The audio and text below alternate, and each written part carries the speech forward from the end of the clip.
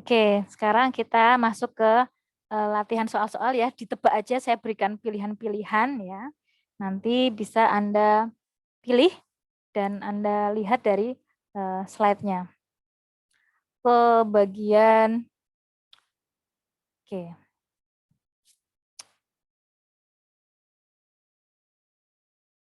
Banyak banget ya teorinya, Masya Allah ya.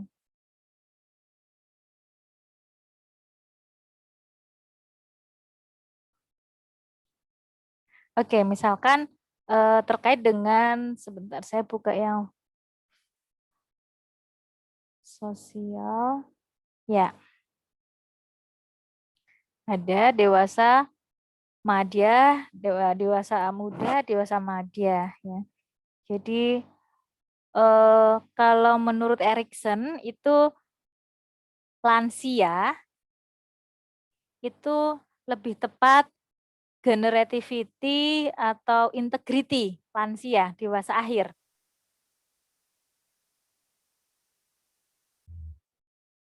Silahkan langsung dijawab boleh. Integrity bukan? Ya, betul, integrity ya, integrity seperti itu. Kalau dewasa muda menurut Erikson itu intimacy atau generativity dewasa muda. Intimacy. Oke, betul. Oke. Lalu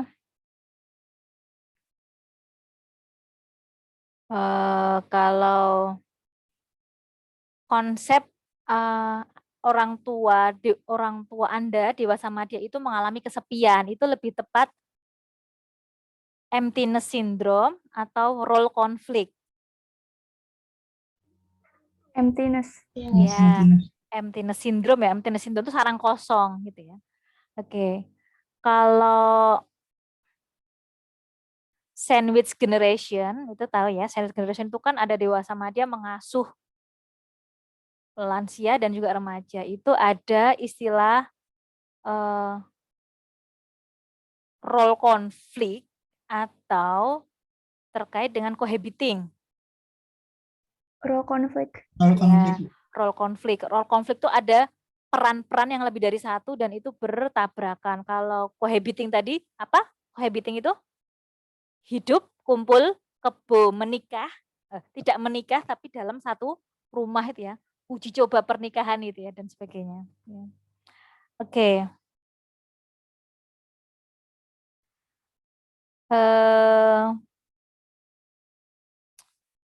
Kalau ada anak di era pandemi ini, dia kembali ke rumah lagi karena ada perampingan perusahaan. Itu teori apa?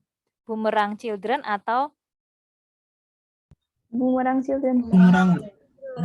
Iya. Oke. Semen-11 adalah istilah lain dari cohabitation atau despair adult. Cohabitation ya. Cohabitation itu kumpul bersama tapi tidak ada pernikahan ya, tidak ada ijab kabul, dia hanya kumpul kebo tapi mungkin sudah melakukan hubungan pasangan istri ya. Oke, kalau yang melajang itu lebih tepat istilahnya apa? Singlehood atau despair adult? Singlehood. Singlehood ya. Singlehood itu ada kriterianya ya. Dia misalkan apakah karena keadaan terpaksa? Tidak, Bu. Iya. Apakah karena sendiri karena kepasangan berpisah? Oke, sebentar ya.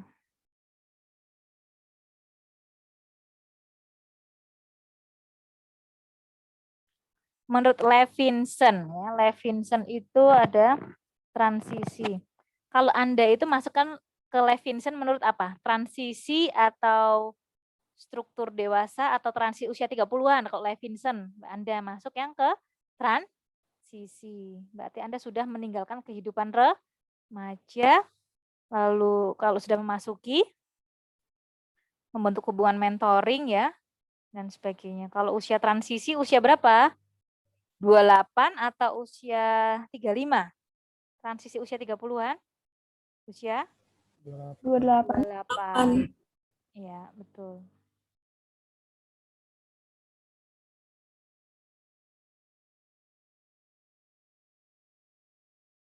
Oke, terkait dengan teorinya karir.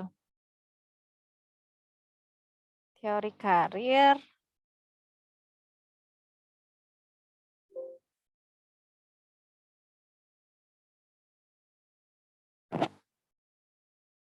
Teori karir itu pada usia di mana sedang telah memutuskan ya, telah memutuskan karir yang dipilihnya itu eksploratory ataukah growth stage. Telah memutuskan. Exploratory. Oke. Iya, betul. Oke, lalu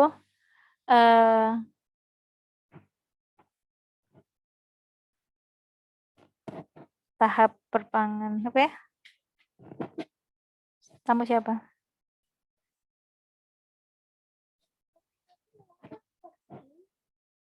Sebentar Mbak Sarah, belum selesai.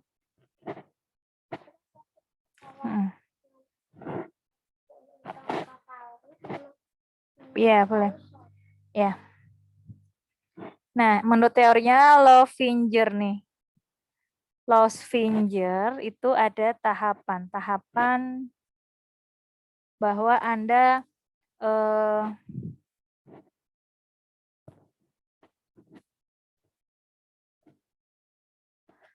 Anda sudah bisa sampai mengapresiasi orang lain itu konformis atau conscientious. Halaman slide 16. Sudah bisa mengapresiasi. Conscious. Ya. Lalu kalau sudah bisa menerima bahwa Anda sudah memahami gitu ya, nanti di usia 24, 26 Anda sudah paham, kok dia karirnya luar kota ya, saya kok sukanya dalam kota misalkan, sudah ada perbedaan macam-macam, berarti konformis atau self-aware? Self-aware. Ya, self-aware. Oke. Oke, lanjut.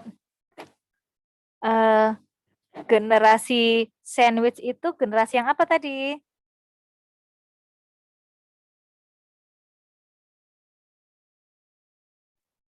Yang memiliki role konflik bukan? Iya, habis itu yang halaman 42 ya, slide 42 yang memberikan bantuan kepada dua generasi pasangan menikah tapi menunda sehingga orang tuanya hidup lebih lama ya.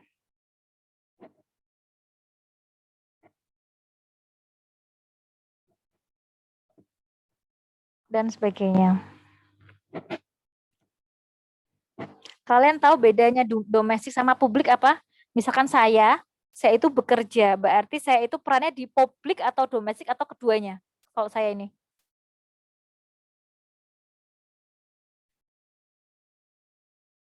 Bu Fitri itu berperan sebagai wilayah publik atau domestik? Bu Fitri sebagai dosen memiliki dua peran ya. Peran domestik di rumah, mengurus anak kan domestik. Kalau publik itu bekerja. Jadi apakah generasi sandwich itu harus yang bekerja, harus yang punya peran seperti saya bekerja ataukah tidak?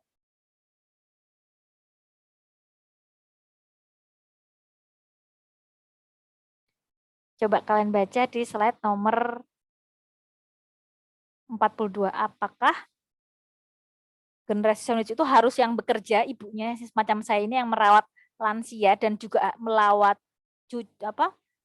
anak remaja, merawat anak dan juga merawat orang tua itu apakah harus juga yang bekerja? Apakah ibu rumah tangga juga bisa dikatakan generasi sandwich? Jadi pahami pertanyaan saya?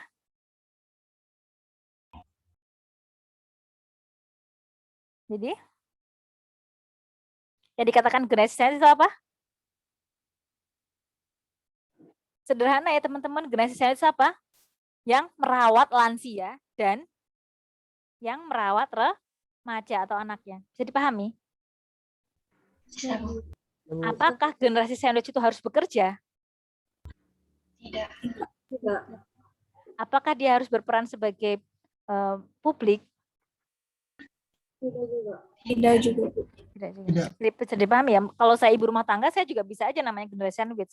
Yang penting syaratnya terpenuhi tadi. Apa syaratnya tadi? Oke. Lalu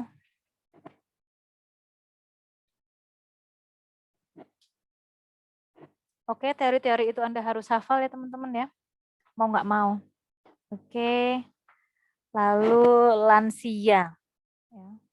Lansia. Lansia.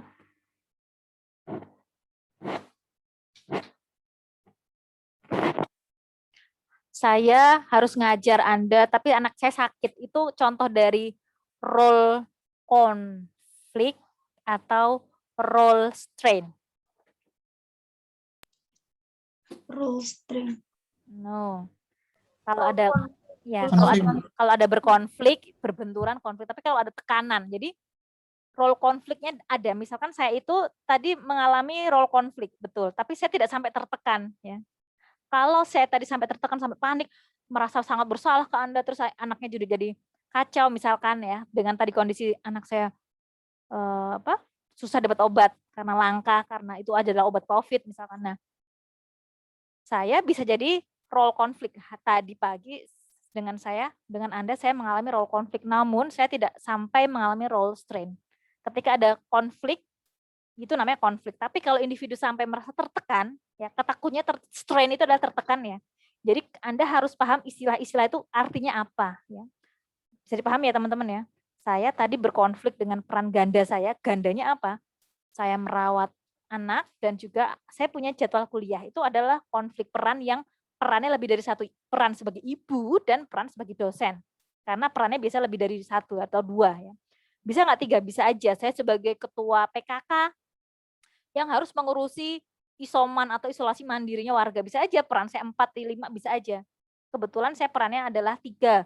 Dosen iya, ibu rumah tangga, anak, istri, dan juga yang di rumah ya, anggap 1, lalu peran sebagai komite sekolahnya anak saya. Dulu alhamdulillah sekarang lagi nggak ada kerjaan. Kalau lagi ada kerjaan, saya juga akan stres gitu ya. Nah, strain itu ketika individu merasakan stres ya teman-teman ya. Oke, seperti itu ya. Oke. Lansia nih, sebentar. Teori lansia. Menurut Erikson, individu yang tidak merasa puas, despair atau integrity? Despair, Bu.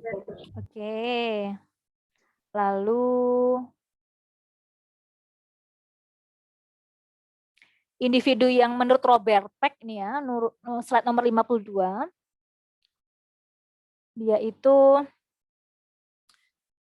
Dia sudah paham dia tuh lansia, sudah sering capek-capean.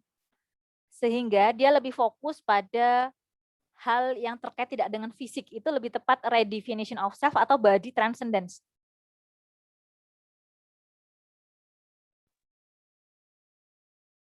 Redefinition?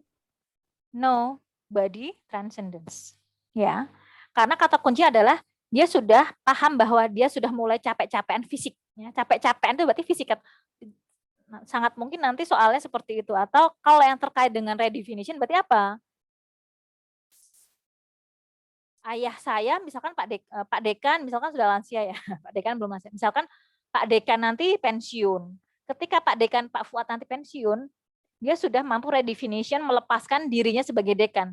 Karena Pak Fuad adalah hamba Allah, misalkan seperti itu. Yang terkait dengan pekerjaan ya terkait dengan redefinition of self. Tapi kalau terkait dengan fisik namanya body transcendence menurut Robert Peck, lansia. Bisa dipahami teman-teman? Bisa, Ibu. Oke. Tapi kalau lansia ini fokus beribadah ke masjid tepat waktu, berarti yang ego transcendence, tidak mudah berbuat konflik dengan orang lain, ngalahan ya, yang penting iya gitu. Berarti ego transcendent, dia sudah menyiapkan diri dengan kematian, tidak banyak buat masalah dengan orang dan sebagainya. Oke ya. Gero transcendence itu apa? Melampaui pencapaian diri. Gitu.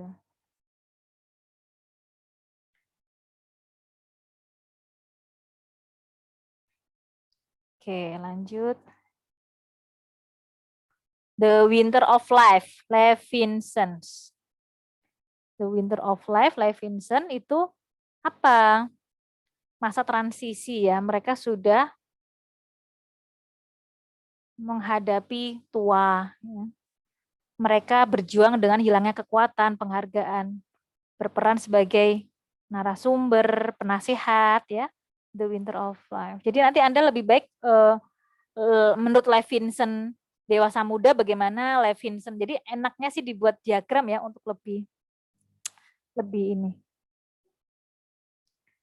Terkait neuroticism. Nah, yang kayak gini-gini nih yang banyak kayak gini nih sering dibuat soal. Let adult ya. Mana yang menurun, mana yang meningkat. Ya, misalkan kalau agreeableness itu menurun atau meningkat? Agreeableness itu apa? Meningkat. Ya. Agreeableness itu gini loh, orangnya tuh ya gitu ya. Mbah, aku minta ini, ya. Kayak aku minta ini, ya. Itu cenderung meningkat agreeableness.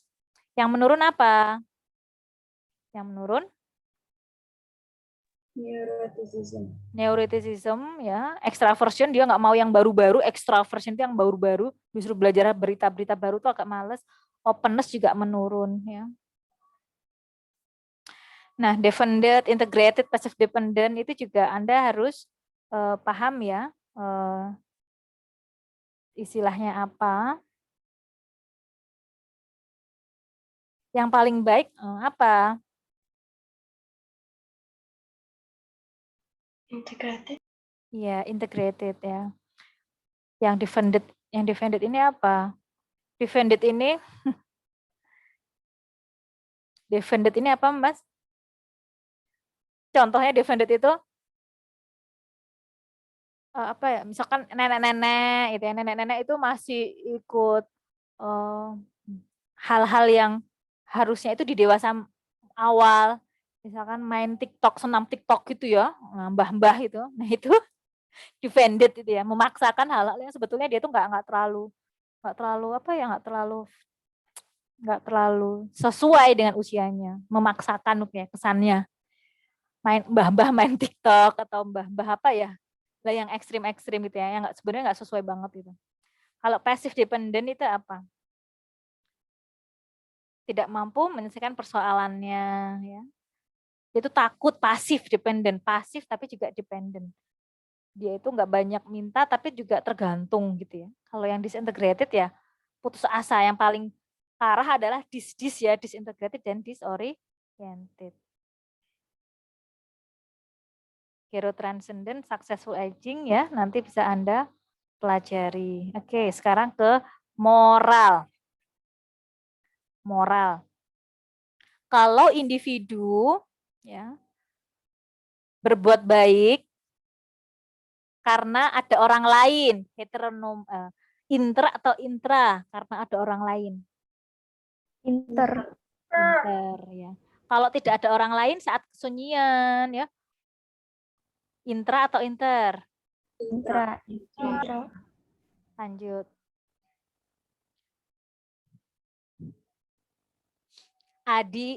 Ani berpikir bahwa apa yang menjadi tindakannya itu benar, berpikir, kata kuncinya berarti itu thinking atau feeling. Thinking. Ya. Kalau Adi berperilaku itu feeling atau behavior? Behavior. Paham ya kata kuncinya ya. Lalu anak harus paham terhadap apa yang dikerjakan. Itu namanya apa? Cara mengerjakan thinkingnya atau behavior atau feelingnya. Anak harus paham. Paham itu berada di mana? Kepahaman itu. Ya, moral thinking. Lalu kalau ada anak kecil melaporkan bahwa dia akan membalas ketika dia sudah tahu niatnya disengaja, berarti sudah mempertimbangkan niat. Kalau yang sudah mempertimbangkan niat itu heteronomos atau autonomos. Autonomous. Oke. Kalau hak asasi manusia itu lebih tepat level keberapa? Dari teorinya Kohlberg level 1 atau 6?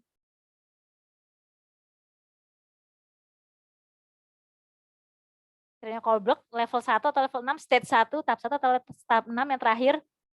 Hak asasi manusia universal tadi? Level Terakhir. Terakhir. Iya, terakhir ya. Menurut Kohlberg. Oke. Kalau menurut Gilligan tadi konsepnya apa? Pengasuhan. Pengasuhan. Kalau yang sudah bisa menolong, menurut Gilligan menolong orang tapi yang terbatas pada orang yang sudah tidak kuat seperti bayi dan lansia itu teori tahap keberapa? Kedua. Kalau yang sudah bisa menolong semua orang itu level berapa menurut Gilligan? 3. Kalau yang masih fokus ke diri sendiri menurut Gilligan tadi pengasuhan dan tanggung jawab tadi 1. Paham ya, Gilligan itu pengasuhan. Tahap pertamanya itu masih fokus ke diri. Oke, lanjut Bronfenbrenner. Bronfenbrenner misalkan soalnya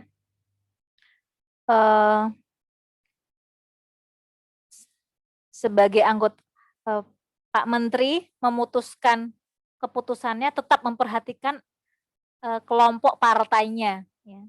Standar moral Pak Menteri tersebut karena dia sudah menjadi menteri tapi masih mempertimbangkan keputusan yang mengusung sebagai partai, kan dia sebagai anggota partai juga ya. Nah, ketika memutuskan untuk bangsa ini ternyata dia masih mempertimbangkan keputusan dari anggota partai. Lebih tepat masuk ke authority atau kolektif. Ya, betul. Kolektif ya, anggota partai ini dianggap sebagai organisasi atau kelompok. Ya. Sedangkan anak SD taat pada aturan karena nasihat dari gurunya. Ini lebih tepat peer atau authority. Authority. Oke, lanjut. Lalu kalau anak diajarkan moral karena diajari alasan-alasannya, induction atau power assertion. Induction. Ya. Kalau anak kecil diambil uang sakunya karena melanggar aturan ibunya, itu lebih tepat love withdrawal atau power assertion. Power Power assertion. assertion. Oke.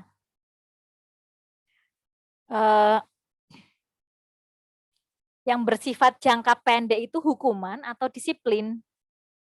Hukuman. Motivasi yang dibentuk disiplin itu eksternal atau internal? Internal.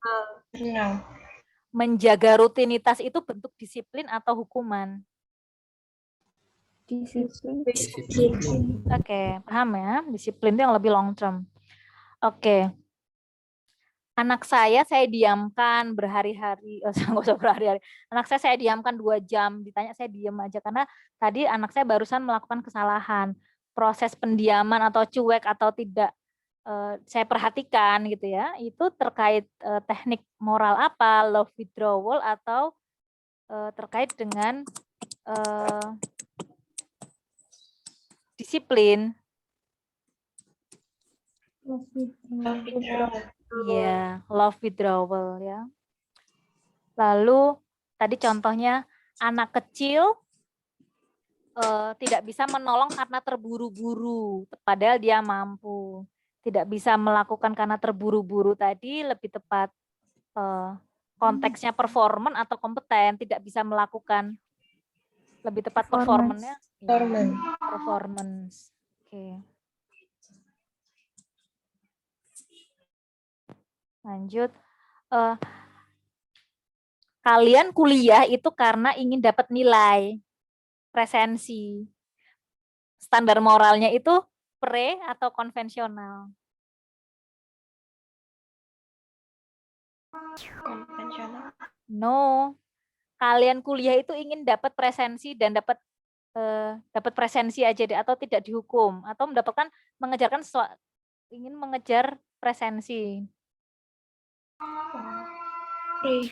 Pre-konvensional. Berarti karena ada hadiahnya atau karena menghindari hukuman ya.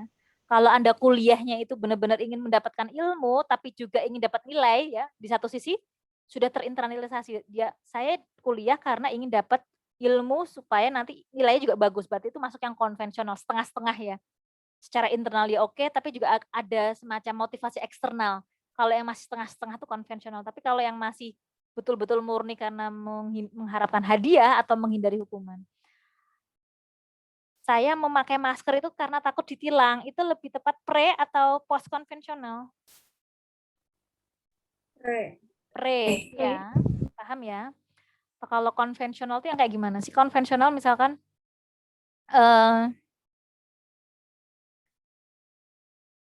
saya sebagai orang tua itu berperilaku baik kepada orang tua, kepada anak karena ingin dianggap menjadi orang tua yang baik. Itu masuk pre atau kon atau post? Konvensional ya. Konvensional. Jadi masih ada pingin dianggapnya itu. Saya menjadi, tapi kalau sudah konvensional itu ya sudah terkait dengan utuh gitu ya. Tidak lagi peduli apa yang orang lain. Misalkan ya. Saya tadi lebih memperhatikan kesehatan anak saya dulu, meskipun Anda ada kuliah. Saya tidak memperhatikan jam kuliah Anda. Yang saya lakukan tadi konvensional atau pos? Pos ya. Saya tidak sampai memperhatikan Anda tadi ya, sampai bahkan jamnya lewat dan sebagainya tidak, dan sampai lupa punya video ya, bahkan ya, karena saya sudah tidak memperhatikan Anda. Bisa dipahami ya? Pikirannya sudah fokus ke diri gitu ya, itu sudah pos gitu ya, bisa dipahami ya. Oke.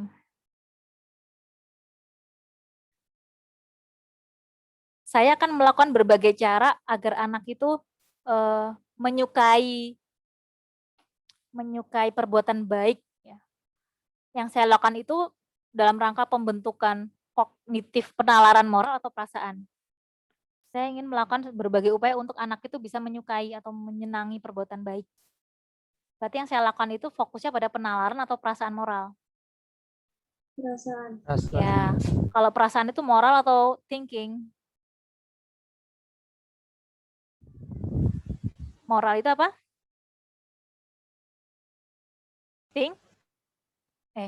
Moral itu apa tadi? Penala apa? Perasaan tuh? Oke, lanjut ya. Sekarang yang fisik dewasa. Oke. Orang yang secara dia tidak punya baik yang punya uang maupun yang tidak punya uang itu tetap akan menjadi lansia, itu primary atau secondary? Primary ya. Tapi kalau ada seseorang yang bisa awet muda karena ada latihan, ada semacam intervensi berupa suntik-suntik kolagen atau kesehatan yang di medical check up secara rutin, itu berarti secondary atau primary? Secondary. Ya, oke. Presbiopi itu mata tua, miopi rabun jauh ya, Anda hafalkan. Pendengaran. Jadi kalau orang tua itu lebih suka dibisikin tapi rendah atau jarak jauh tapi teriak? Orang tua. Dibisikin tapi biasa aja nadanya ya, karena dia sensitif terhadap nada tinggi, diteriakin malah nggak paham ya. Kehilangan pendengaran namanya presbikusis atau miopi.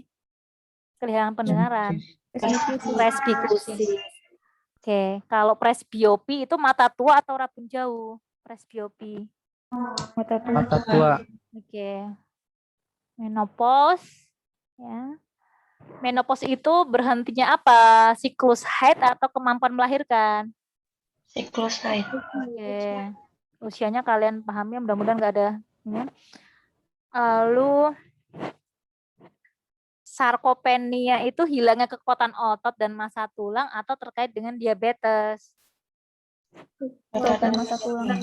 Ya, sarkopenia kekuatan otot dan massa tulang. Kalau osteoporosis pengeroposan tulang atau pengeroposan otot? Ropos tulang. Oke. Ya, Anda harus pahami diabetes itu resistensi insulin. Jadi insulin itu harusnya mengurai gula. Tapi insulinnya ini insulinnya udah mulai rusak, jadi diabetesnya mulai terjadi. Ya, paham ya? Insulin itu kerjaannya untuk mengurai gula yang kita makan. Harusnya jadi energi. Oke, lanjut. Caranya biasanya tahu ya. Kalau usia 85 tahun ke atas itu lebih tepat young old atau oldest old, 85 tahun ke atas. Oldest old. Oldest old yang paling tua, sedangkan yang tengah-tengah itu old 75, young old itu yang paling muda yaitu 65. Batasnya 65 ya, yang paling muda lansia itu 65. Jadi kalian harus paham batasan lansianya berapa. Oke, lanjut. Sistem pencernaan, jantung, paru-paru, mana aja yang menurun ya, menurun semua ya. Yang menghasilkan sembelit dan sebagainya kalian. Oke, lanjut perkembangan fisik. Slide nomor 17. Kalau terkait dengan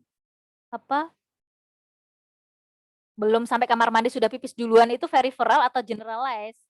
Belum sampai kamar mandi peripheral. Kalau biasanya sering kecelakaan di kamar mandi ya, kemampuan untuk mengambil situasi dalam keadaan bahaya itu lebih tepat generalized atau peripheral? Generalized itu terhadap kondisi yang berbahaya. Misalkan berbahaya pada lansia itu lebih tepat ke kepleset, keseimbangan tubuh, dan sebagainya ya. Oke.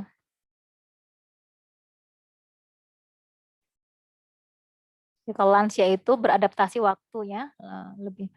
Oke. Proses penuaan yang berdampak pada hormonal itu mitokondrial teori atau hormonal stress teori. Penuaan berpengaruh pada sistem hormonal. Lebih tepat hormonal stress teori ya. Kalau karena mitokondria berarti mitokondria terkait apa sih? Kalian harus paham mitokondria itu apa? Untuk pernafasan. Berarti harus dibuat bagan-bagannya itu ya, mitokondria pernafasan. Kalau sel tubuh membelah diri mulai menurun, cellular clock atau free radical? Cellular clock. Cellular clock. Ya. Lansia itu juga free radikal apa? Banyak banget ya, banyak radikal bebas yang masuk ke dalam lansia, semakin banyak ya free radikal teori. Oke. Kalau usia masing-masing individu itu life expectancy atau lifespan masing-masing individu? Lifespan. Kalau rata-rata, jumlah usia rata-rata life expectancy ya.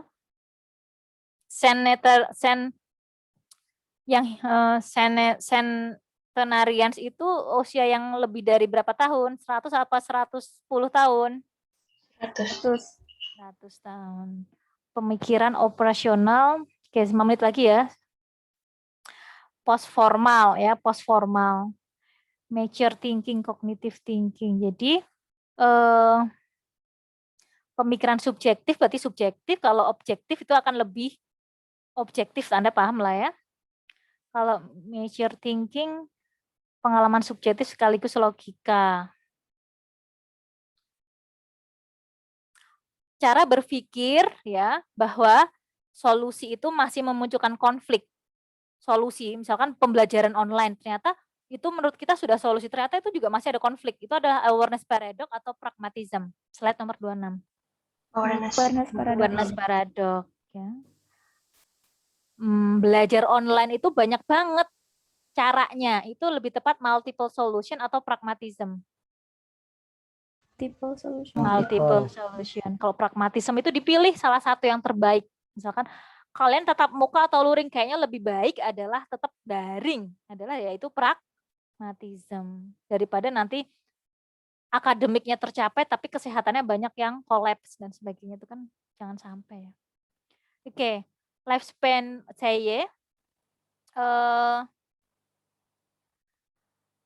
usia-usia mendapatkan informasi itu lebih tepat usia-usia dasar sekolah SMP SMA itu akuisitif atau achieving? Akuisitif dalam bahasa Indonesia itu akuisisi. Mengakuisisi itu lagi memperolehnya kan.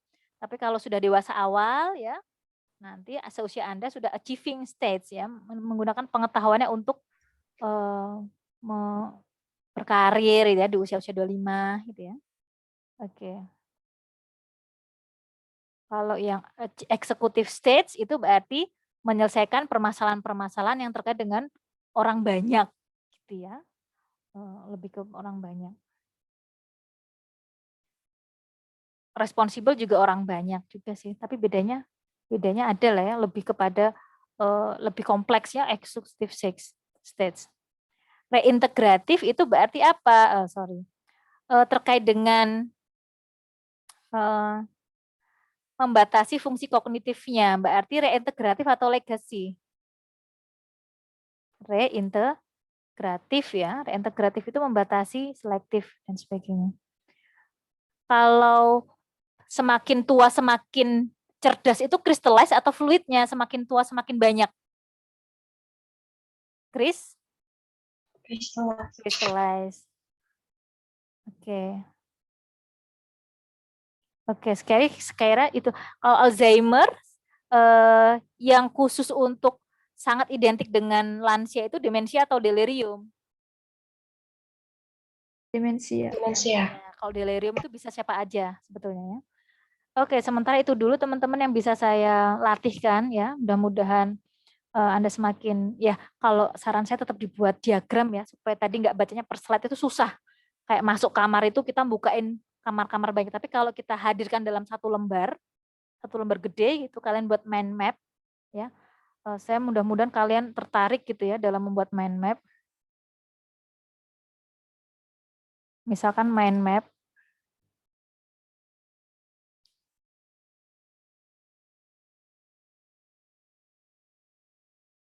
Nah, seperti ini ya.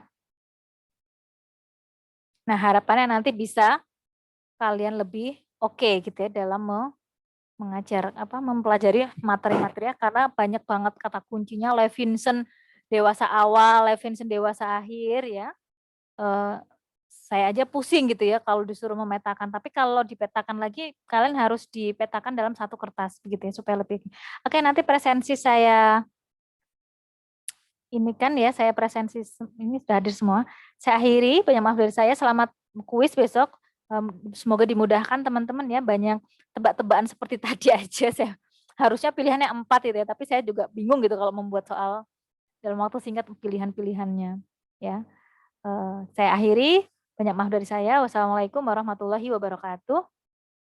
Waalaikumsalam warahmatullahi wabarakatuh.